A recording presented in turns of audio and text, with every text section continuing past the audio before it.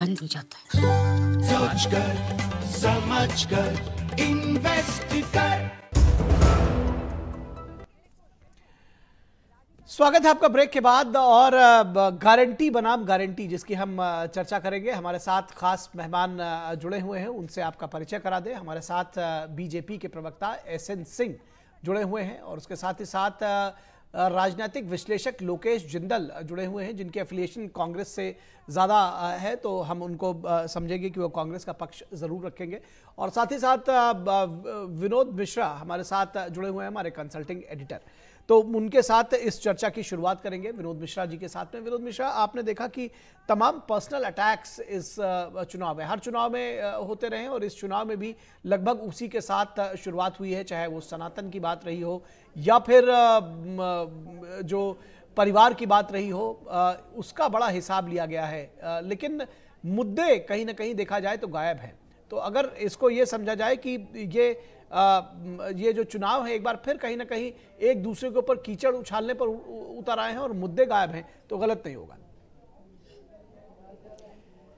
निखिल, अगर आप ये देखें कि अभी मिशन 2024 पे निकले हुए महायोद्धा जो है वो अपने अपने तरीके से घोषणाएं तो कर रहे हैं, लेकिन एक तरफ आप जब दोनों तरफ का आपको देखना होगा कि एक तरफ आप देखिए कि पीएम मोदी जो विकसित भारत संकल्प के साथ ताबड़तोड़ रैलियां कर रहे हैं, रोड शो का उनका आप देखिए कि पूरे मिशन दक्षिण की तरफ अगर आप देखें तो जिस तरह से एक जन सैलाब और जन समुद्र सा उमड़ रहा है। उधर दूसरी तरफ जो है इंडिया गठबंधन अभी भी जो सीट शेयरिंग के रूप में अपने अपने पार्टियों को लेके और अधिक से अधिक पार्टियों को जोड़ने की कवायद में उनकी भी कोशिशें जारी है। अब सवाल ये है कि गारंटी बनाम गारंटी का आपका जो आज का टॉपिक है वो कितना कमाल का है कि आप ये देखिए, एक तरफ आप ये मोदी की गारंटी के बनाम जो ये न्याय यात्रा के साथ में जो ये न्याय योजना के साथ 25 गारंटी की बात है, दोनों को एक तरह से समझने की भी जरूरत है। मोदी की गारंटी जब आप कहते हैं तो उसके साथ में उनका अपना ये दावा है, बीजेपी का दावा है कि उसने 2019 के अपने जो मैनिफेस्टो थे उस मैनिफेस्टो को जमीन पे उतारने में कामयाबी पाई है। तो एक तरफ पीएम मोदी का और बीजेपी का आप कह सकते हैं कि एक बड़ा सा जो टॉल क्लेम है इसका जो 370 बीजेपी और 400 पार एनडीए का, तो उसमें आप देखिए कि उन्होंने अपने पहले काम को गिनाया है और यूपी और अपने 2019 के का जो उनका मैनिफेस्टो था उसको अक्षरशः लागू करने, उस वचन को पूरा करने का दावा है। साथ साथ उनका जो विकसित भारत का अपना एक रोड मैप है 2047 तक का, और विकसित भारत को लेके जो एक सामने में लोगों के सामने में अपने रिपोर्ट कार्ड को लेके आए हैं, तो ये इस तरह के दावे के साथ में कांग्रेस के साथ में अभी आप कह सकते हैं कि राहुल गांधी के न्याय जोड़ो यात्रा एक मॉडल है। और उस मॉडल में जब राहुल गांधी अपने यात्रा के साथ में जुड़ते हुए जिस तरीके से अपने एजेंडा को घोषणा करते हुए थे, तो उनके साथ में भी एक मॉडल है। जिस मॉडल की बात वो कर रहे हैं उसमें उसने तेलंगाना का, कर्नाटक का और हिमाचल में जो राहुल गांधी की 5 गारंटी थी, और उसमें उनको लगा कि शायद यही बड़ी कामयाबी भी थी जिसके कारण लोगों ने वोट किया और कांग्रेस सत्ता में आई थी। तो उनका वो एक्सपेरिमेंट को न्याय यात्रा के साथ में पूरा होने के साथ में कांग्रेस पार्टी की तरफ से इसका घोषणा 5 न्याय के साथ 25 गारंटी की बात कही गई है। लेकिन लोगों के सामने में तो एक एग्जाम्पल सामने में है कि 2019 के चुनाव में अगर आपने देखा होगा, राहुल गांधी इसी तरह की न्याय योजना लेके आए थे जिसमें न्यूनतम आय की गारंटी दी गई थी और प्रति व्यक्ति का 70,000 रुपये का एक मासिक जो वार्षिक आय उसको देने की गारंटी दी गई थी। लेकिन उस समय भी यह नहीं बताया गया कि ये 70,000 जो रुपये मिलेंगे पर हेड गरीब परिवारों को, जो न्यूनतम आय की बात आप करेंगे, वो पैसा कहाँ से आएगा, जबकि उस समय में भी जो उसका बजट था मोर और लेस जो उसका खाका खींचा गया था वो लगभग 4 लाख करोड़ का था। तो आज के जो न्याय योजना में 25 गारंटी है, वो गारंटी का आपके पास में रिसोर्सेज क्या है, उसका आप पैसा कहां से लाएंगे, अगर आप ये नहीं बताते हैं तो लोग यही मानेंगे कि जो न्याय योजना आपका 2019 का है वो था, वही कम से कम ये 25 गारंटी की न्याय जो पत्र है वो लगभग आपका बराबर है। जी जी जी बिल्कुल। लोकेश जिंदल जी से अगर इसका इस सवाल का जवाब लेने की कोशिश करें। लोकेश जिंदल जी, आपने सुना कि किस तरह से जो न्याय यात्रा है और या जो न्याय की गारंटी गई है, 5 न्याय 25 गारंटी, उसके तहत अगर ये देखा जाए तो एक बार फिर कहीं ना कहीं कोई फाइनेंशियल मॉडल नहीं बताया गया है। किस तरह से पब्लिक इस पर विश्वास करेगी जब जो जिस बात का जिक्र अभी विनोद जी कह रहे थे कि 2019 में 72,000 70,000 रुपए गरीबों को देने की बात कही गई थी, लेकिन जनता के सिर चढ़कर वो बोली नहीं, क्योंकि वोट नहीं मिले तो ये माना गया कि जनता ने नकार दिया। इस बार क्या ये बेहतर नहीं होता कि फाइनेंशियल मॉडल भी लेकर आते साथ में कि कैसे कैसे देंगे, कहां से लाएंगे पैसे? जी नमस्कार, सभी दर्शकों को मेरा नमस्कार। देखिए, वर्तमान में और या पिछले 10 सालों में क्या परिस्थितियां रही। कॉर्पोरेट टैक्स जो किसी जमाने में 32%, 34% होता था, उसे घटाकर आज 22% कर दिया गया है। डायरेक्ट टैक्स जो कि पूंजीपतियों के ऊपर इंपोज किया जाता है, जो कि डायरेक्ट इनकम पर होता है, उसे घटा दिया गया है और इनडायरेक्ट टैक्स बढ़ा दिया गया है।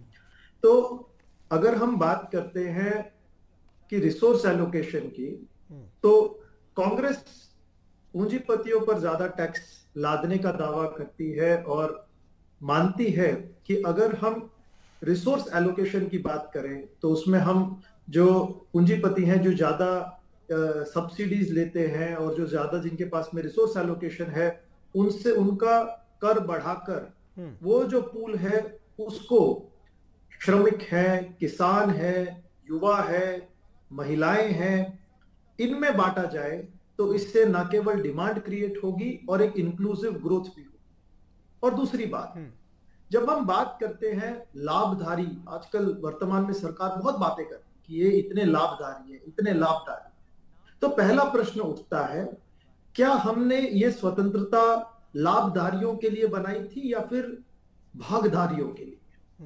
देखिए, लाभधारी और भागधारी, इसमें जमीन आसमान का फर्क है। जब हम किसी एक व्यक्ति को लाभधारी बनाते हैं तो उस व्यक्ति के ऊपर जैसे एक एहसान कर दिया सरकार ने, जैसे सरकार ने उसके ऊपर एक उपकार कर दिया, ऐसी भावना के साथ सरकार कार्य करती है। लेकिन जब हम किसी व्यक्ति को भागधारी बना देते हैं तो उसके साथ न्याय करते हैं, और इसीलिए इन 5 न्यायों की बात है। और 5वां जो न्याय है वो है हिस्सेदारी न्याय। हिस्सेदारी न्याय के तहत सरकार ये चाहेगी कि कर से लेके, टैक्स से लेके, बैंक के फाइनेंस से लेके, जो भी सब्सिडी मुआवजा कराई जाती है, जिन पर एक व्यक्ति को पेमेंट दी जाती है, उसके रोजगार से लेके, उसके आय से लेके, इन सब में न्यायिक तौर पर निर्णय होंगे, न केवल कि कुछ पूंजीपतियों के लिए निर्णय। तो ये कांग्रेस का मैनिफेस्टो है, ये कांग्रेस की सोच है। वैसे इस तरह की सोच के साथ कर्नाटक में भी आए थे। देखिए किस तरह से फाइनेंस का क्राइसिस वहां पर बचा हुआ है। दूसरी चीज जो आपने कहा कि भागदारी होगी, लाभकारी नहीं होगी। जैसे अब 80 करोड़ लोगों को अगर भोजन दिया जाए, राशन दिया जा रहा है, तो वो लाभकारी भी है उनके लिए, वो उस योजना के भागीदार भी हैं। किस तरह से इसको, ये जो एक्सप्लेनेशन है ये थोड़ा एम्बिगुअस सा मुझे लगा। फिलहाल विनोद मिश्रा से जी, अब मैं इस पर जवाब देना चाहूंगा। हाँ, देखिए जी, कर्नाटका में वर्तमान जो परिस्थितियां है उसका अगर आप एक एनालिसिस करें तो आपको समझ में आएगा कि इससे पहले जो सरकार थी उसने ना तो ऐसे सोशल वेलफेयर मैकेनिज्म इंट्रोड्यूस किए, ना उन्हें लागू किए, और जो सरकार के ऊपर ऋण था वो बहुत बढ़ता गया। लेकिन अभी भी वर्तमान में कर्नाटक की सरकार में, कर्नाटक के कैबिनेट में दिल्ली में जाकर एक धरना प्रदर्शन किया कि जिन फंड को उन्हें फाइनेंस कमीशन ने जिस चीज का दावा किया है और जिस तरह से ड्रॉट फंड का उनका अधिकार है वो उन्हें दिए नहीं जा रहे। केरल, कर्नाटक, बंगाल, जितने भी विपक्ष वाली सरकारें हैं उन्होंने इस बात पे आपत्ति फंड्स पर दोनों पक्षों का अपना अपना कहना है। फंड्स पर ये, जैसे आपने बंगाल का जिक्र किया, ये दिया, ये सारी चीजें विनोद मिश्रा और एसएन सिंह बताएंगे, लेकिन एसएन सिंह को यहाँ चर्चा में जोड़ेंगे। एसएन सिंह साहब, ये कहा जा रहा है जब गारंटी वर्सेस गारंटी की बात आ रही है, तो जैसा कि लोकेश जिंदल जी ने कांग्रेस का पक्ष रखते हुए कहा कि भाई जो उनकी गारंटी है वो फाइनेंशियली वायबल भी है, लेकिन आप लोग जो है वो कॉर्पोरेट टैक्स घटा रहे हैं। किस तरह से देखते हैं? नहीं, देखिए, जिंदल जी ने बड़ी अच्छी बात कही। इनकी गारंटी भ्रष्टाचार की गारंटी है, इसमें कोई गुरेज नहीं कर सकता है। कोई ऐसा भारत का नहीं होगा जो न माने कि कांग्रेस भ्रष्टाचार की गारंटी देती है, उसको पूरा करती है। कांग्रेस गला काटने वालों का साथ देती है, कांग्रेस हिंदू धर्म को बोको हरम से जोड़ने का कार्य करती है, और कांग्रेस की गारंटी रहती है, चाहे वो शक्ति के माध्यम से या हिंदू लड़के लड़कियां छेड़ने जाते हैं मंदिर में, इस तरह से बातें करके हमेशा हिंदू धर्म को अपमानित करने की गारंटी ये देते हैं। अब देखिए भारतीय जनता पार्टी की गारंटी, फाउंडेशन डे से जब हम 2 सीट पाते थे, चुनाव के लिए नहीं, तब भी हमने गारंटी दिया था कि जब कभी पूर्ण बहुमत की सरकार बनेगी, देश में एक विधान, एक संविधान, एक प्रधान, आज देश में देखिए एक विधान, एक संविधान 370 में संशोधन कर देते हैं। भारतीय जनता पार्टी अंत्योदय की परिकल्पना को पूरा करने की गारंटी देती थी, भव्य राम मंदिर बनाने का गारंटी देती थी, उसको पूरा की। महिला सशक्तिकरण पे 3 तलाक जैसा कानून ले आने की गारंटी देती थी, पूरा की। और मैं कह रहा हूं सहभागिता की इससे बड़ी बात क्या हो सकती है कि भाई लंदन और इटली में आवास कुछ लोगों के हो सकते हैं, लेकिन जब आप 4 करोड़ आवास देते हैं, उजाला भी करते हैं उनके घर में और उज्ज्वला भी देते हैं, किसानों को सम्मान निधि देते हैं, गरीबों की दवाई की भी व्यवस्था करती हैं, तो सहभागिता बढ़ जाती है। और इसी सहभागिता ने ऐसे जो चांदी का चम्मच लेकर पैदा हुए थे उनसे बार बार सवाल पूछ रही है कि भाई ऐसा तो नहीं कि देश में आपकी सरकार नहीं, प्रदेशों में नहीं, पंजाब में सरकार रहती है तो गारंटी आप कुछ और देते हैं और मादक द्रव्यों की तस्करी बढ़ जाती है। राजस्थान में आपकी सरकार जब आती है तो गारंटी कुछ और देकर आते हैं और महिलाओं पर अत्याचार बढ़ जाता है। छत्तीसगढ़ में आप कहते हैं कि हम 1500 रुपए महिलाओं को देंगे, लेकिन वहां गेम से लेकर घोटाला तक हो जाता है। मध्य प्रदेश में 60 टर्म आपकी सरकार रहती थी, आपने किसानों के लिए जो कहा वो किया नहीं। हाँ, कर्नाटक में आपके मंत्री नेता जरूर गारंटी दे रहे हैं कि देश में एक और विभाजन होना चाहिए, लेकिन भारतीय जनता पार्टी और राष्ट्र के लोग ऐसा होने नहीं देंगे। इसलिए जनता को मोदी जी के गारंटी पर भरोसा है और ऐसी गारंटी पे भरोसा नहीं है जो देश के संसाधनों पे एक का अधिकार बताए। ऐसी गारंटी पे अब जनता भरोसा नहीं करेगी जिसको जनता ने चुना, लेकिन मीसा में 1.5 लाख लोगों को बंद कर दिया, देश में इमरजेंसी लगा दिया, चुनी हुई 90 सरकारों को गिरा दिया और तुष्टीकरण के लिए देश का संविधान बदल दिया। किसी की नसबंदी, किसी की खुली बंदी, किसी की धार्मिक यात्रा पर छूट, किसी की शिक्षा पर छूट, ऐसा कार्य अब देश के लोग नहीं करेंगे, क्योंकि वो जानते हैं कि ये सारे लोग इस तरह की तुष्टीकरण वाली गारंटी देते हैं, भ्रष्टाचार की गारंटी देते हैं, भ्रष्टाचारियों का साथ देते हैं।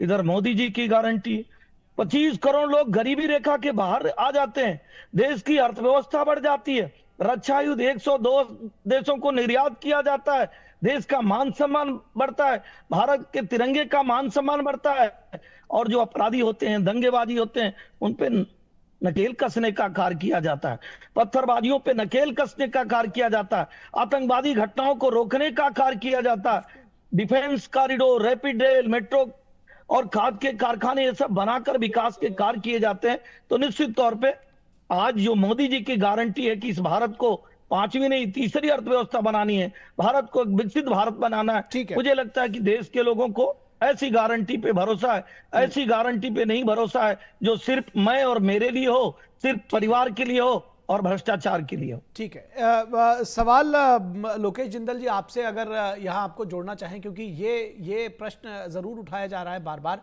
और पहले भी उठाया जाता रहा है कि आखिर जो विपक्ष का गठबंधन है, जो कांग्रेस की अगुवाई में कहा जाए, वो लगातार कभी सनातन के ऊपर, कभी पर्सनल अटैक्स, ये इसमें क्यों सेल्फ गोल में लगे हुए हैं? क्या ये समझा जाए कि ये सब जानबूझकर किया जा रहा है जैसा कि बीजेपी कहती है और तुष्टीकरण के लिए? कभी परिवार के ऊपर सवाल उठाना, कभी शक्ति की बात करना।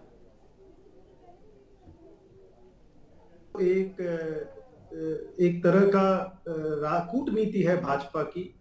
एक पहले कहानी होती थी कि गांव वालों का ध्यान भटकाने के लिए भेड़िया आया कहकर जो है सभी गांव वालों का ध्यान भटका दिया जाता था, उन्हें कहीं और लेके जाया जाता था।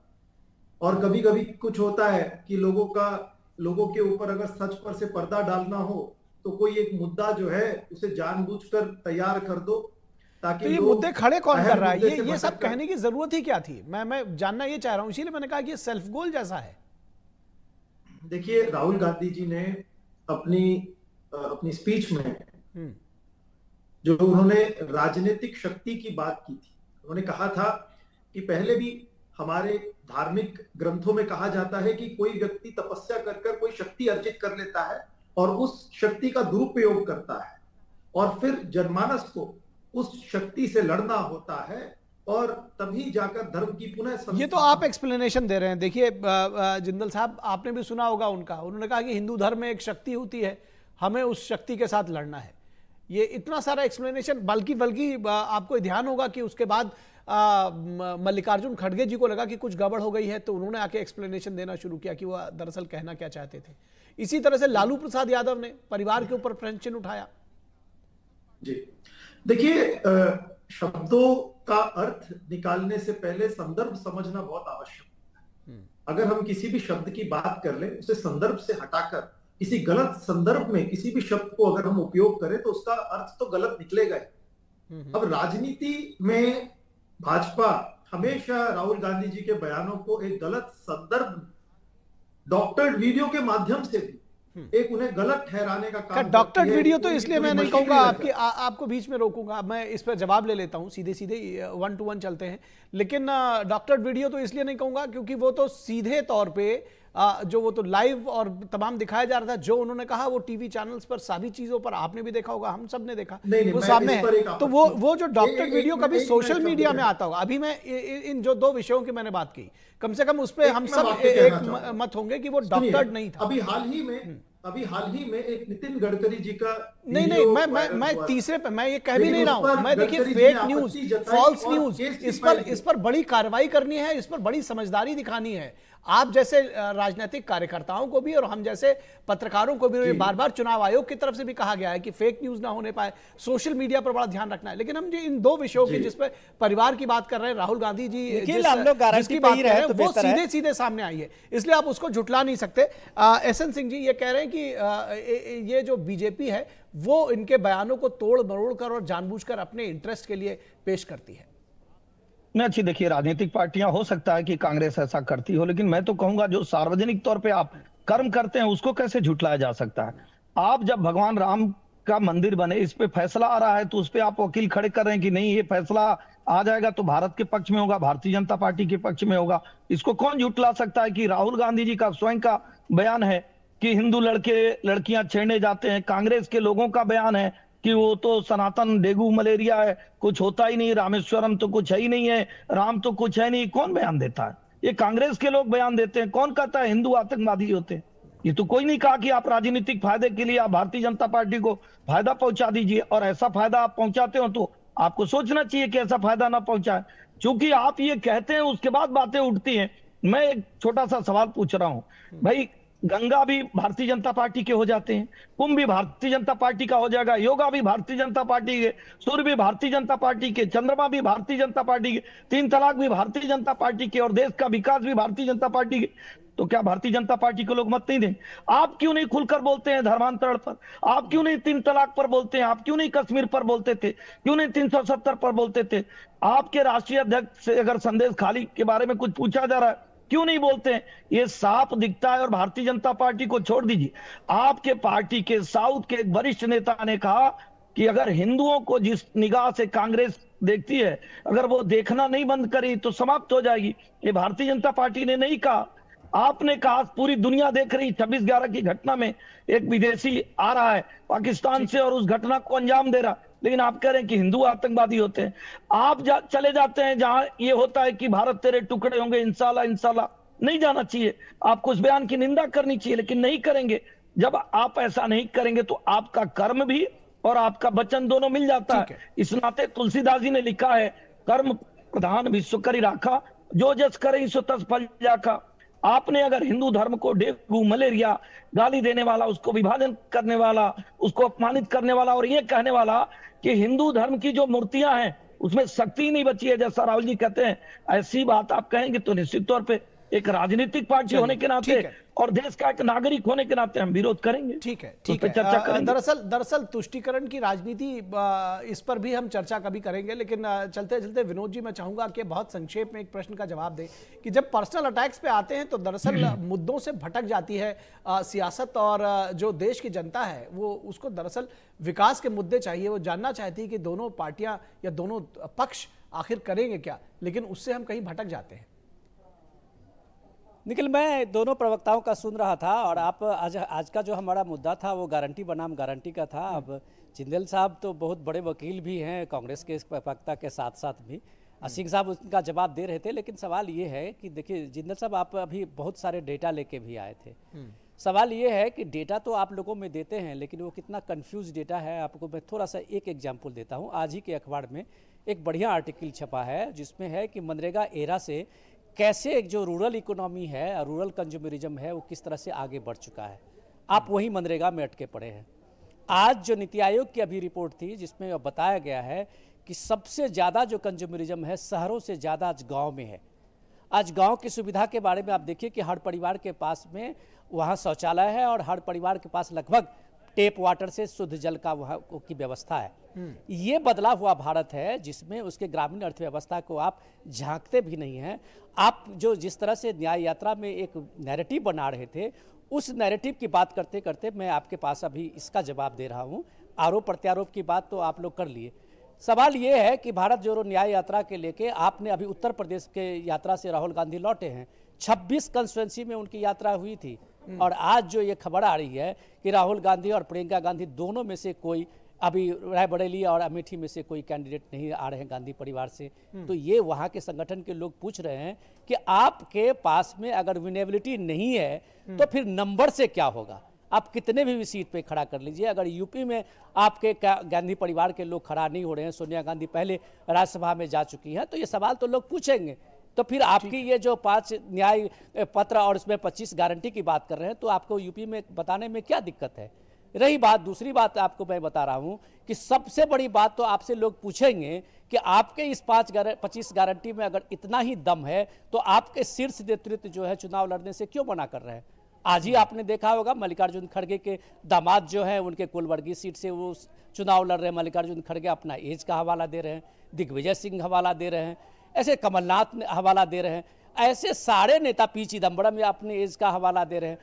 ये आप ये अगर देखिए ये महायोद्धा मैदान में नहीं उतर रहे हैं तो क्या ये महायोद्धा को मैदान में उतरे बिना वहाँ जो कार्य करता है, ग्राउंड पे जो काम करने वाले लोग हैं, उनको मोटिवेशन कहाँ से आएगा। क्या आपके 25 गारंटी से आएगा जबकि योद्धा आपके बाहर हो रहे हैं। इन सारे चीज़ों को बताने में अगर आप उन लोगों के पास जाएंगे, जैसा कि आपने परसों ही प्रेस कॉन्फ्रेंस में कहा था कि हम ये पत्र लेके घर घर जाएंगे, लोगों को बताएंगे, तो आप बताइए, लेकिन साथ में आपके साथ में वो कन्विंसिंग होना पड़ेगा कि आपके पास वो लॉजिक और कंटेंट भी चाहिए जो आप लोगों को कन्विंस कर पाए। ये चीज़ अगर आप मोदी की गारंटी में देखते हैं तो मोदी के जनसभाओं में जो उल्लास देखते हैं उसको मोदी गारंटी पे विश्वास है। इसका काउंटर करने की जरूरत है, न कि आप इस तरह से जवाब हमले, आरोप प्रत्यारोप, व्यक्तिगत हमले करके आप चुनाव माहौल को कुछ इस तरह का लंबा नहीं बना सकते। जी बिल्कुल, आपने जो बात कही कि कन्विंसिंग होना चाहिए, उसमें कंटेंट होना चाहिए, लोगों को लगे कि जो ये कह रहे हैं वो सही है, ये बेहद ज़रूरी है। और जो एक आखिरी बात जो है कि पर्सनल अटैक से कहीं ना कहीं हम जो असल मुद्दे हैं उनसे हटते हैं। फिलहाल इस चर्चा में बस इतना ही, विराम लेंगे यहाँ पर। विनोद मिश्रा जी बहुत शुक्रिया आपका, लोकेश जिंदल जी और एसएन सिंह जी बहुत शुक्रिया। और रुकेंगे एक छोटे से ब्रेक के लिए। ब्रेक के बाद जब वापस लौटेंगे तो चर्चा करेंगे कि बदायूं की दिल दहला देने वाली घटना आखिर कैसे घटी और क्या कुछ उसमें हो रहा है।